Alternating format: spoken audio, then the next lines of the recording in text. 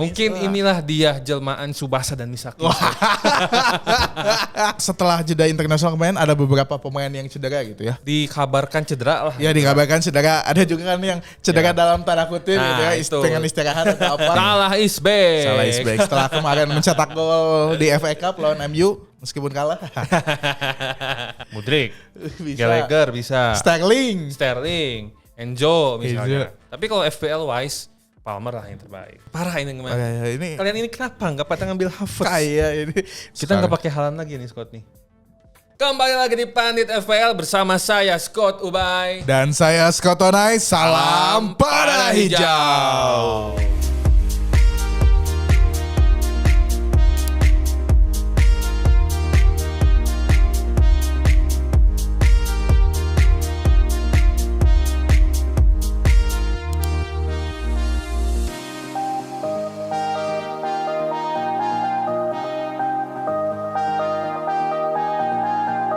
Oke Scott Onai. Udah ini ya, kita udah jeda internasional. Yoi, kembali lagi kita setelah jeda internasional 2 game week dalam 1 minggu ya, jeda internasional kemarin. Lumayan buat dipakai istirahat ya. Dipakai istirahat. Gara-gara game week 29 yang sungguh membuat emosi.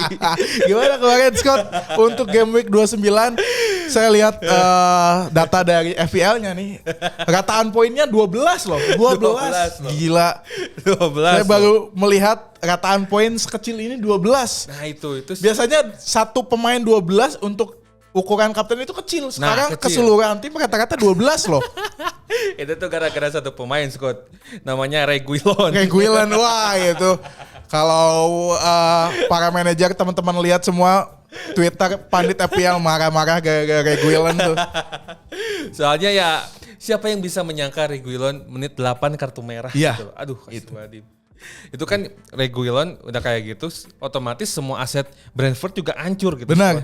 Mau yang ngambil Tone, mau ngambil Wisa. Iya, gitu, karena pasti berpengaruh ke keseluruhan tim. Betul, Mau nggak mau gitu. Brentford dengan 10 poin ya bertahan lah ya. Iya mau ngapain lagi gitu Betul. kan. Makanya awalnya yang mungkin ada yang triple Brentford, ada yang double Brentford udah pasti hancur poinnya. Udah hancur.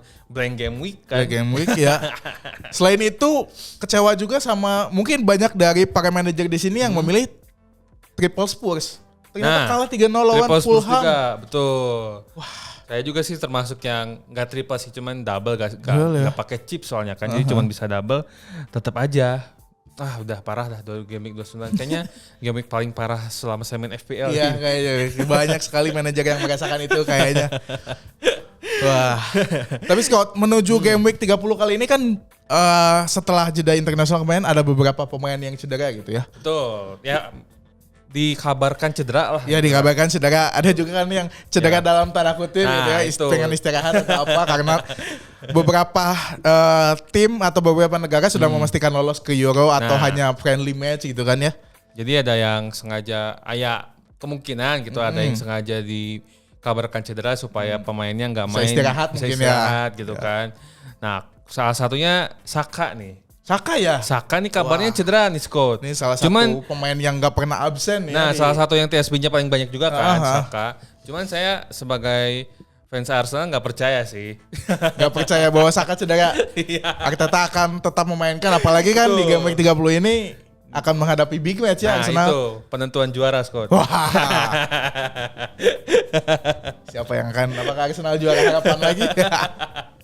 Penentuan juara gitu. Selain Saka tuh ada siapa lagi Scott yang Di terancam selain cedera? Saka ada Kai Walker ada Maguire, ada John Stone, ada Robertson. Waduh. Ya ini 4 pemain yang mungkin ya salah satu TSB-nya yang cukup banyak juga dipakai oleh para manajer gitu. Jadi agak sedikit warning, mungkin bisa jadi para pemain ini beneran cedera atau bisa pulih sebelum game week 30 mulai. Nah itu makanya kita harus pantengin ya semua leaks atau ya kabar-kabar pemain gitu dari para konten kreator yang ada di Inggris sana gitu. Betul Karena mungkin sekali. lebih akurat gitu kan mereka. Jadi jangan lupa buat terus pantau kabar pemainnya, juga press conference-nya pelatih. Nah biasanya kita juga cukup sering mantau juga gitu kan lewat sosial media kita. Makanya jangan lupa follow juga nih sosial media Pandit Football dan Pandit FPL, ada di Instagram, Twitter, juga di TikTok ya. Sekarang Pandit Pandit TikTok sedang banyak rubrik aneh-aneh. Sebentar lagi ada sesuatu yang baru deh. Jadi silakan langsung follow aja gitu. Betul. Oke Scott, mau masuk ke game week 30. Oke. Udah masuk late game ya ini. Udah masuk late game. Jadi buat yang timnya masih di tengah mau ngejar klasmen, jangan terlalu template berarti kan. Terus kalau misalkan yang udah cukup yakin posisinya di liga-liga maksudnya bukan lokal sih ya, liga-liga masing-masing lah gitu. Bisa mengamankan poinnya, jangan terlalu ambil risiko lah. Betul biasa sekali. Strategi late game gitulah ya. Betul. Karena kalau ibarat maraton ini tuh tinggal ketahanan kita ya. Tinggal ketahanan sedikit ini. Lagi nih kita harus siap-siap gitu. Dan nanti juga ada double game week. Double game week 34. Nah itu adalah momen yang kemungkinan besar bisa jadi membalikan keadaan gitu. Misalnya cuman ada, misalnya kita lagi di peringkat 1, peringkat kedua kita selisih 10-20 poin di game week 34. Sangat mungkin ya. Dibalikin keadaannya gitu. Kayaknya kita nanti bahas ya kemungkinan yang terjadi di game week 34 dan apakah ini salah satu penghabisan chip kita ya. Betul, game week 34. Tapi kayaknya sih ada double game week 36 kalau nggak salah. Cuman ya nantilah kita bahas. Kalau ada waktu lah kita bikin Twitter Space mungkin ya. X-Space. Kita coba undang juga para expert. Toel nggak? Nggak siapa? Bung Toel emang main FPL ya? Wah kayaknya expert tuh. Nanti kita coba undang expertise FPL di Indonesia ya. Iya. Kita sih berharap bisa mengundang FPL Tony ya. FPL Tony. Itu tuh. FPL Cenayang FPL ya. Oke, Scott, game week 30 nih. Mungkin match paling apa nih? Match paling pentingnya mungkin. Match dulu ya. Match paling pentingnya cuman satu lah ya, cuman Arsenal City ini ya. Terus ada match-match yang mungkin para pemainnya bisa mendulang poin. Seperti Chelsea Burnley mungkin. Chelsea Burnley, ya lumayan. Lumayan juga ya. Spurs Luton Town. Aston Villa. Mengamankan Champions League gitu ya. 4 besar gitu. Spurs harus menang lawan Luton. Dan Aston Villa juga. Aston Villa lawan Wolves ya. Ya mungkin itu laga-laga yang bisa diincar buat nyari poin sebanyak-banyaknya ya. Langsung aja kita ke Scott pick formasinya dulu Scott. Oke, untuk formasi di game week ke-30 kayaknya kita menggunakan formasi seperti biasa ya, 3-5-2 gitu. 3-5-2, oke. Untuk diutamakan para penyerang attacking poinnya di midfielder sama forwardnya diutamakan dibanding pertahanan gitu. Pertahanan ya, karena agak sulit juga nih. Kita cari back ini susah banget sekarang. Susah banget ini. Karena hampir jarang gitu ya. Tim-tim FPL mendapatkan clean sheet itu. Susah banget sih emang. Susah banget ya. League tuh ya Allah. Oke, di posisi kiper. Siapa nih untuk kiper? Posisi kiper kita pilih Ben Leno dari Fulham. Harganya 4,8. Ini kayaknya salah satu kiper paling laris ya. TSB-nya 15,5%. Dengan potensi clean sheet nanti akan bertemu Sheffield yang 4 match terakhir itu salah satu peringkat 2 terendah soal goal conversion-nya gitu. Jadi harapannya Leno dapat clean sheet. Terus Sheffield juga shots-nya paling rendah, cuma 35 dari 4 match terakhir. On targetnya 14 dan hanya mencetak 2 gol. 2 gol ya. Dari sisi save-nya sebenarnya Leno juga bagus. 4 match terakhir dia melakukan save percentage 90,5%, gede banget ya. Itu peringkat kedua di antara semua kiper. Dan save-nya kalau dilihat totalnya itu ada 19 save dari 4 match. Berarti rata-rata satu match-nya bisa hampir 5 ya. Bisa hampir 5 gitu. Satu lebih poin bonus ya. Betul. Dan kalau dilihat gitu dari potensi save-nya 19 save dari 4 game week dengan persentase 90% itu cukup tinggi sih. Betul. Untuk kiper dengan harga 4,8. Kiper timnas Jerman ya. Jerman ya. Meskipun jarang main ya buat timnas Jerman. Dan mantan kiper Arsenal juga. Arsenal juga betul.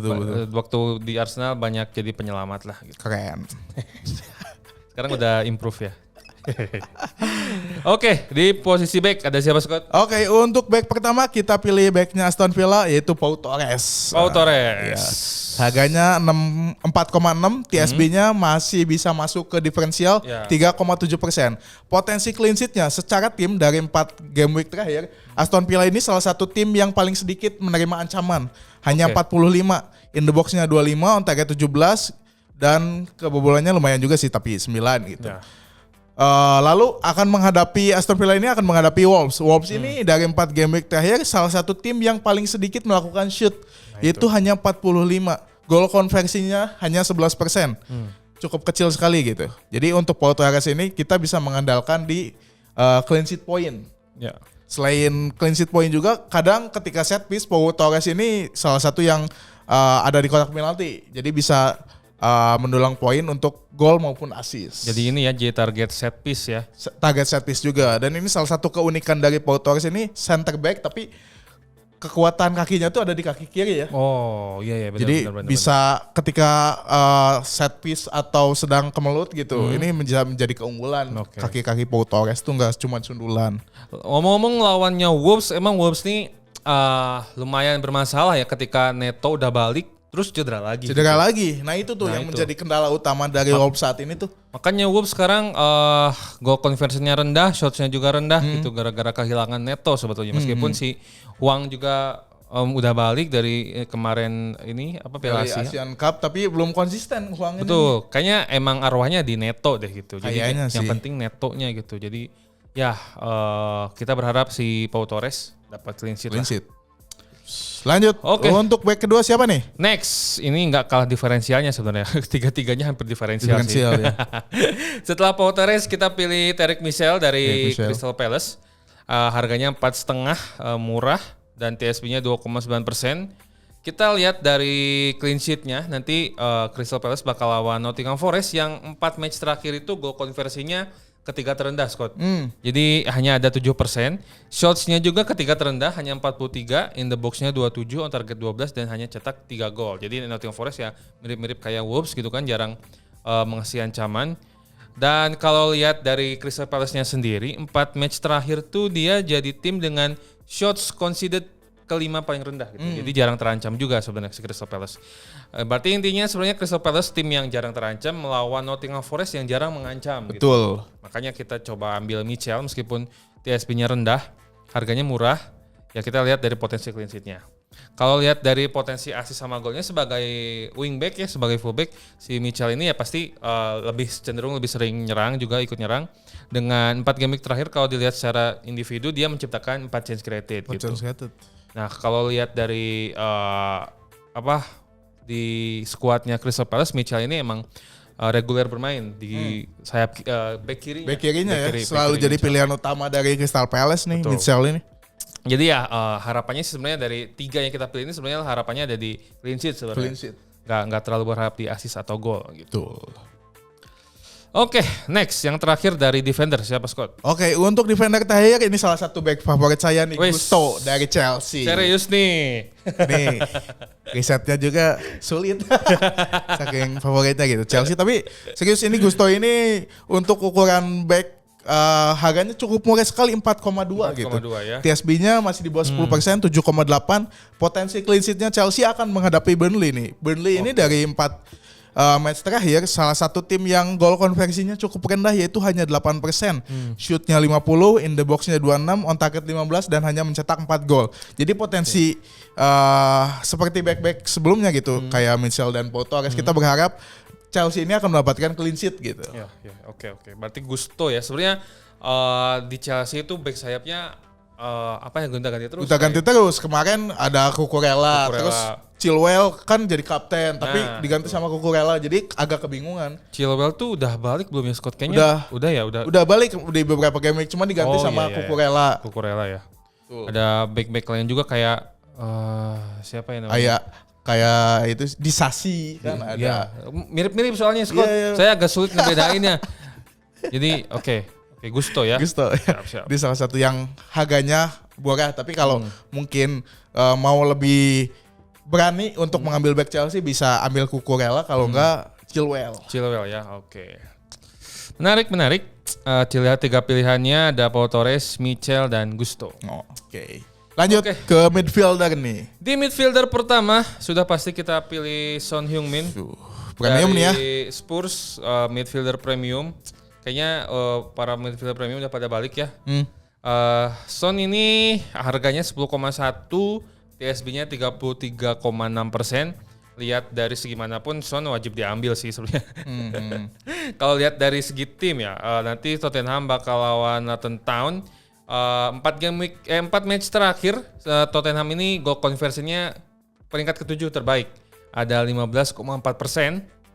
Lalu shotsnya ada 52, in the box 41, on targetnya 20 dan mencetak 8 gol. 8 gol, lumayan juga nih Son.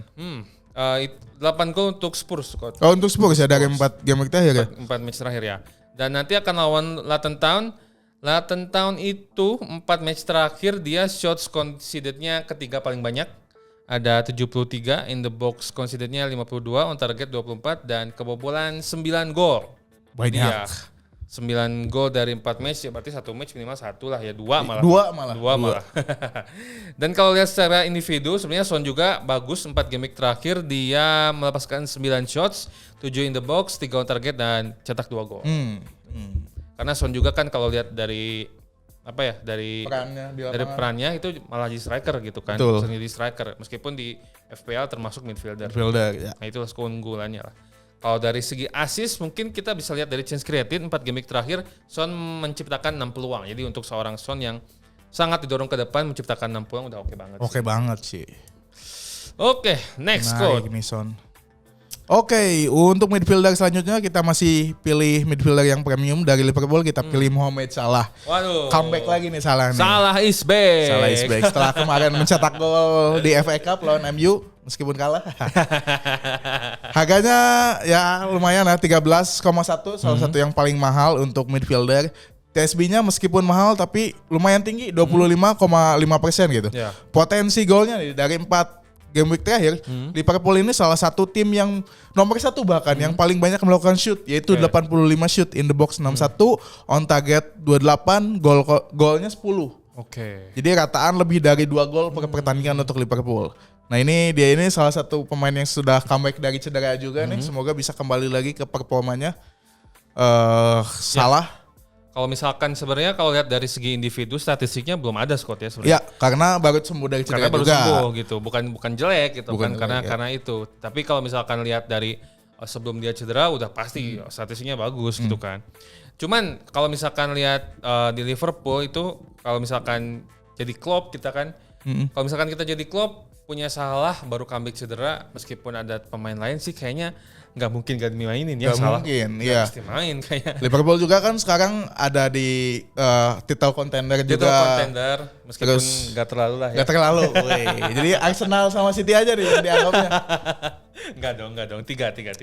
Karena secara poin memang dempetan. Ya. Jadi kan mau nggak mau Klopp ini di musim terakhir ini udah paksa aja lah Salah gitu. Dan musim terakhir klubnya juga kan. Yeah. Jadi ya mungkin Salah ingin banyak menciptakan kenangan gitu kan di season terakhirnya Klopp gitu. Ya meskipun nggak juara gitu, yang penting ada usaha dari Salah. Betul. Kan udah dapat 1 piala juga. Ya, cukup lah 1. Cukup lah. Oleh buat ke Jerman. Oke, lanjut untuk midfielder ketiga. Midfielder ketiga kita pilih dari King Chelsea. Wah, jadi kita pilih 2 Chelsea ya. Udah 2 Chelsea nih. Ada pertama Gusto, langsung kedua dari midfielder kita ambil Cole Palmer yang kemarin masuk ke skuadnya The Three Lions. Palmer dengan harga sangat amat murah 5,8. Meskipun udah naik lagi ya. Ya. Tapi 58 masih worth it. Worth it lah, itu murah banget sih 5,8 midfielder ya, udah pasti main, lalu jadi penalti taker gitu kan. 5,8 murah banget.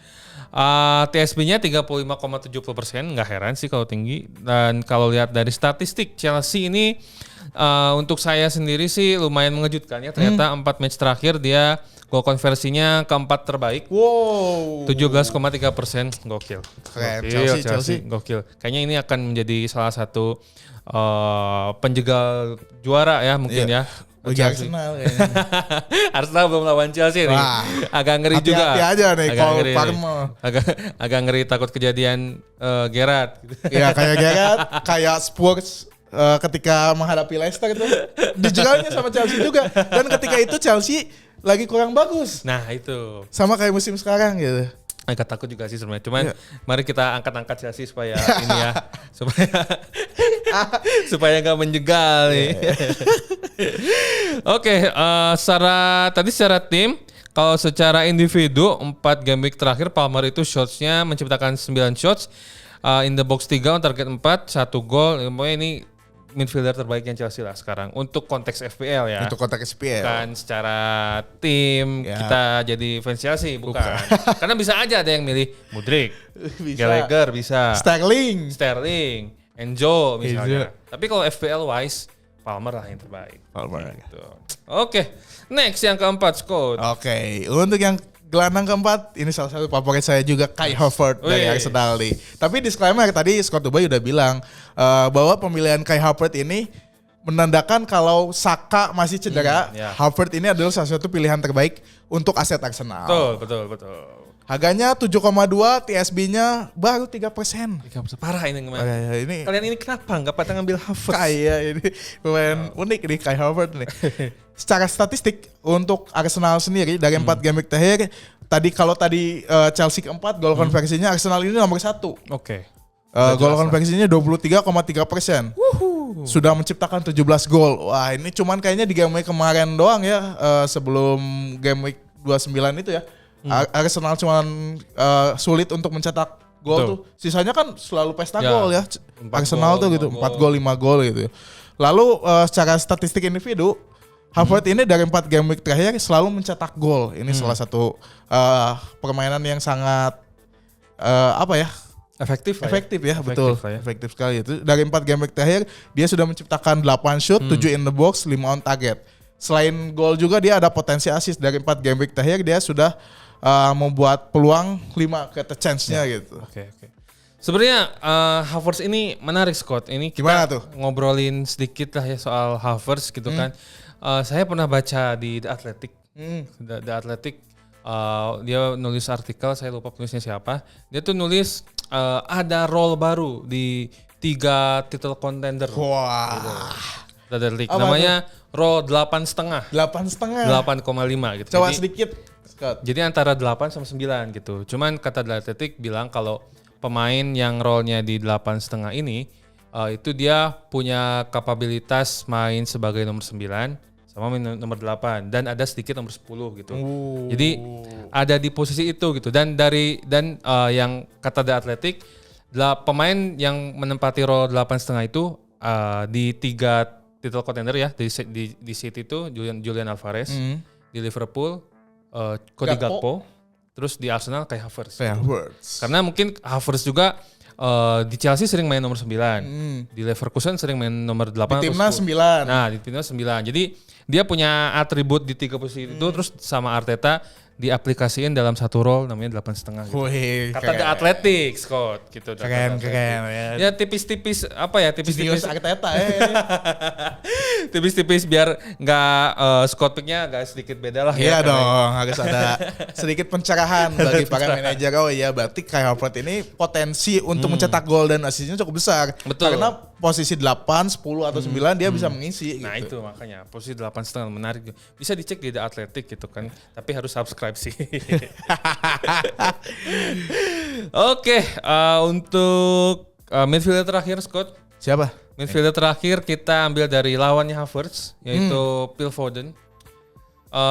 Kenapa Phil Foden? Karena KDB udah gak kita percaya lagi ya. Agak sulit untuk sekarang gitu. Mahal doang KDB ternyata musim ini.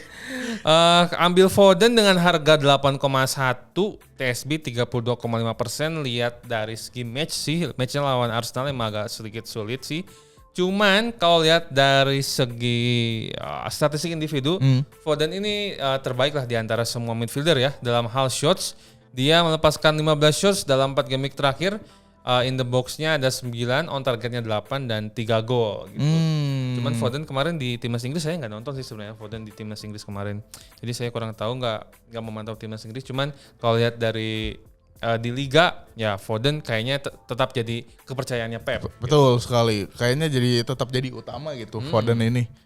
Foden menarik banget sih karena bisa main di mana-mana juga, bisa main di saya, bisa main di nomor 10 juga ini. Versatile banget Foden ini. Dengan harga 8,1 worth it banget untuk gelandang City ya ini. Betul. Kayaknya musim depan bisa nyampe 9-an deh. Kemungkinan kalau konsisten sampai akhir musim nih. Oke, di midfielder kita udah pilih 5, lalu masuk ke forward. Oke, untuk forward pertama kayaknya udah nggak asing lagi, kita pilih Ollie Watkins dari Aston Villa. Ollie Watkins. Kita nggak pakai Haaland lagi nih, Scott nih. Nggak dulu kayaknya. Nanti dulu lah. Nunggu dulu konsisten. Soalnya lawannya sulit ya, Scott ya. lawan Saliba soalnya. Kan dikantongin tuh ya. Saliba Haaland sama Saliba tuh dikantongin ya. Kantongin. Jadi kita menghindari salah ya. dulu ya. Tapi kekhawatiran saya ini semoga tidak terjadi. Haaland kayaknya hat-trick, tapi semoga tidak terjadi sih. Semoga tidak terjadi ya.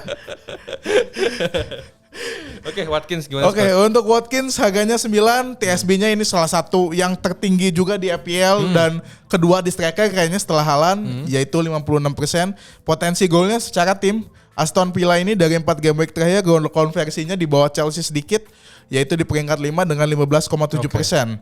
Kalau tadi Chelsea sudah mencetak 9 gol, Aston Villa ini 8 gol, hanya beda 1 gol saja. Terus Aston Villa ini akan menghadapi Wolves. Wolves ini dari 4 game week terakhir salah satu tim yang paling banyak diserang, salah satu yang paling banyak diserang melalui tendangan gitu. Yaitu 64 on targetnya 20 dan kebobolan 5. Lalu secara statistik individu dari 4 game week terakhir Watkins ini salah satu striker yang paling banyak melakukan shoot, yaitu 12 kali, in the box-nya 12, on target 7 dan sudah menciptakan 3 gol. Oke, menarik banget sih Watkins. Menarik banget posisinya secara eye test juga. Watkins ini bukan striker yang menunggu di depan, nunggu assist, tapi dia jemput bola, membuka ruang gitu. Mobile. Jadi, ya, mobile sekali. Gitu. Watkins ini nggak ketebak lah permainannya. Oke, menarik. Karena mungkin kata Unai Emery juga sebenarnya dia pernah bilang kalau ya Watkins ini memang salah satu pemain yang membantu Unai membawa Aston Villa sampai di posisi saat ini gitu. Watkins pemain yang paling influence di attack gitu. Betul. Oke, Watkins. Next mungkin yang kedua udah pasti bukan Haaland. Yang kedua kita ambil striker yang beberapa kali di game sebelumnya kita taruh di diferensial. Sekarang kita taruh di unggulan. Yaitu Rodrigo Muniz dari Fulham. Harganya murah banget, parah. 4,6 doang Muniz meskipun main di Fulham ya gitu. Cuman kalau lihat dari statistiknya bener-bener di luar dugaan sih, karena 4 game terakhir Muniz itu jadi striker nomor 1 yang melepaskan shots. Dia melepaskan 17 shots dari 4 game week. In the box-nya 16, on targetnya 5 dan menciptakan 3 gol. 3 gol ya, sangat efektif. Apalagi di dua game week tadi, game week 28 tuh salah satu penolong poin kalau punya Muniz tuh. Betul. Ya, game week 29 kemarin ya. Keren banget sih Muniz, karena kalau misalkan lihat lawannya nanti kan bakal lawan Sheffield. Ada Sheffield itu dalam 4 match terakhir itu shots conceded-nya paling banyak. Ada 91. Jadi 4 match dia menerima 91 shots, in the box-nya 57, on targetnya 31 dan kebobolan 14 gol. Jadi peluang Muniz ini gede banget, peluang Muniz ini gitu. Jadi ya dilihat dari si individunya, lihat dari timnya dan dilihat dari lawannya. Lawannya juga emang gampang banget terancam gitu. Makanya kita nggak ragu lah ngelepas Haaland, kita naikin Muniz sebagai pemain unggulan. Ini bisa jadi diferensial, tapi kita pilih di utama. Kalau lihat TSB-nya sebenarnya diferensial sih 5%. Oke, masuk ke diferensial nih. Untuk posisi kiper. Untuk kiper kita pilih Neto dari Bournemouth. Harganya 4,7, TSB-nya 6,3%. Ini Bournemouth ini akan menghadapi Everton nih. Betul. Dari 4 game week terakhir, Everton ini gol konversi paling rendah nomor 1 loh. Nah, itu paling makanya kecil sekali.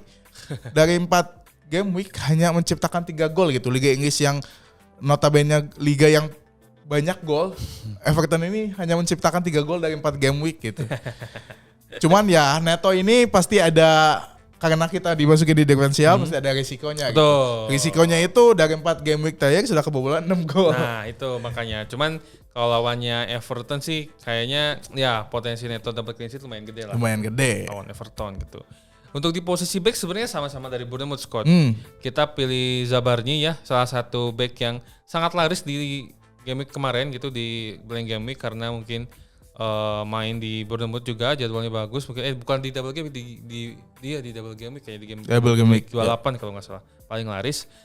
Kalau lihat selain soal Everton tadi yang jarang mengancam ya, gol konversinya paling rendah, kita lihat juga sebenarnya Zabarnyi juga 4 match terakhir juga sama sebenarnya kayak risikonya sama kayak Neto. Jadi ya secara potensi sama risiko mirip kayak Neto. Cuman karena Zabarnyi ini back yang main di back sayap juga gitu kan. Ada jadi potensi untuk gol atau asis ya. Karena jujur aja nyari back ini susah banget. Kita yang pilih 3 yang utama aja itu 3-3-nya bisa masuk diferensial. Betul gitu kan. Secara statistik mungkin ada beberapa yang bisa kita taruh sebenarnya. Ada Asignon dari Burnley, ada Dovti, cuman lawannya susah. Iya. Lawannya susah. Luton lawan Spurs, terus Burnley lawan Chelsea. Chelsea kan susah banget ya. Susah banget hampir kan. selalu mencetak gol. Tuh, jadi kan ke gawang sendiri atau gawang lawan. Pokoknya gol lah makanya mah. Kemarin disaster. Ya, jadi kayak gitu lah. Jadi ya mungkin kalau misalkan lihat dari statistiknya nggak terlalu banyak justifikasinya gitu. Oke, masuk ke diferensial midfielder Scott. Oke, untuk diferensial midfielder kita pilih legend Arsenal Alex Iwobi ini. 40 juta euro untuk Everton. Kayaknya ini kedua apa ketiga kali kita taruh Iwobi ya. Betul, 3 kali nih. Harganya 5,3, TSB-nya 0,8%, kecil banget gitu. Kalau Iwobi cetak hat-trick nih bakal panah hijau banget. Ini kayaknya yang pilih keluarganya doang nih. Keluarganya doang, ya. Tapi secara statistik ini keren banget Iwobi ini. Ternyata secara individu gitu, Iwobi ini adalah midfielder nomor 1 yang paling banyak created chance-nya, yaitu 18. Wah, melebihi KDB sama Odegaard berarti ya? Betul sekali. Waduh, kalah ini Odegaard sama Iwobi. Mending ayo Arteta ambil lagi Iwobi. Setuju. Jangan. Ya cuman resikonya Fulham ini salah satu tim yang paling banyak diserang aja sih gitu. Oh iya benar. Cuman untuk sebagai midfielder nggak terlalu. Cuman ya mempengaruhi ketika dia jadi jarang menyerang. Cuman dengan begini aja gitu. Iwobi dari 4 game terakhir created chance-nya nomor 1 loh. Oke. Menarik. Terus secara tim juga kan Fulham lumayan efektif lah. Dari 4 game week udah menciptakan 8 gol gitu. Cocok sama ini ya. Tadi kan Muniz shots-nya paling banyak, Iwobi chance creative-nya paling banyak. Jadi asis dari Iwobi, gol dari Muniz. Mungkin inilah dia jelmaan Subasa dan Misaki. Muniz dan Iwobi ternyata. Oke, untuk forward dari agak kurang setuju sih saya kalau forward, tapi nggak apa-apa. Sebenarnya ya oke. Sebenarnya ini lawannya MU sebenarnya. Makanya saya kurang setuju itu. Kurang setuju ya. Karena kayaknya MU bakal clean sheet ini. Kita ambil Wisa gitu meskipun Scotland gak setuju ya.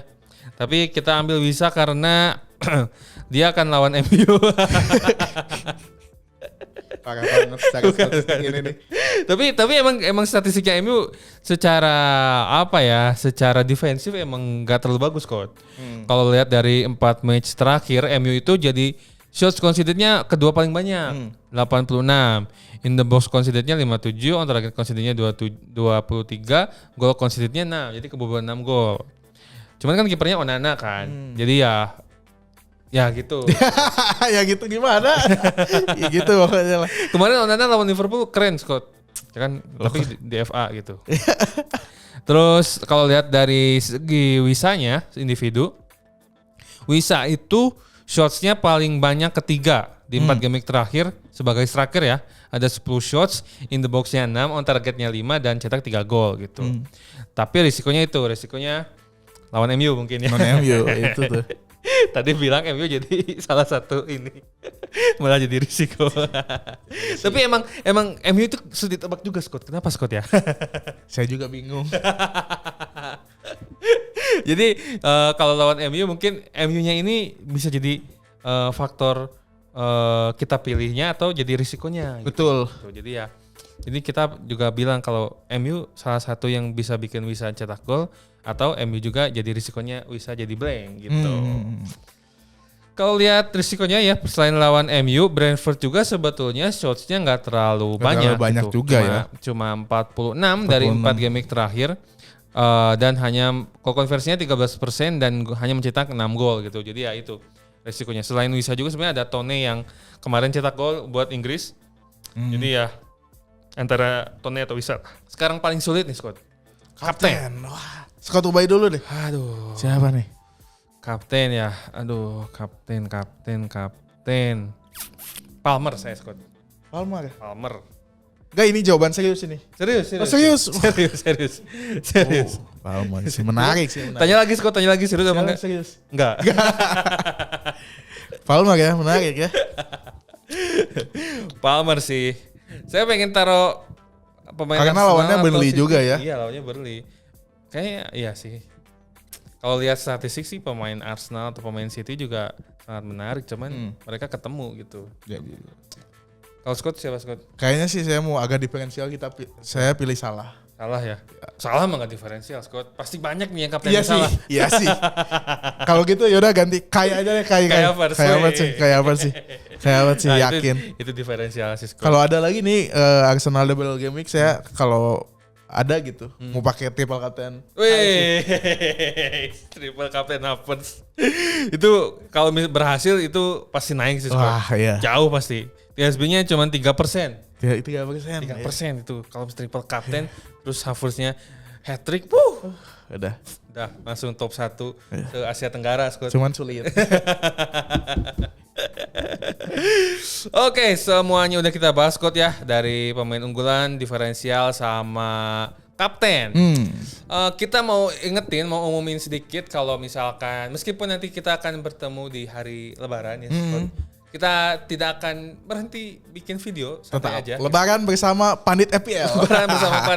Karena ada beberapa game week yang mepet lebarannya. Betul. Kayaknya game week 31 juga udah mepet ya kalau udah. Di minggu depan ada midweek soalnya. Midweek ya. Jadi 1 minggu ada 2 game week.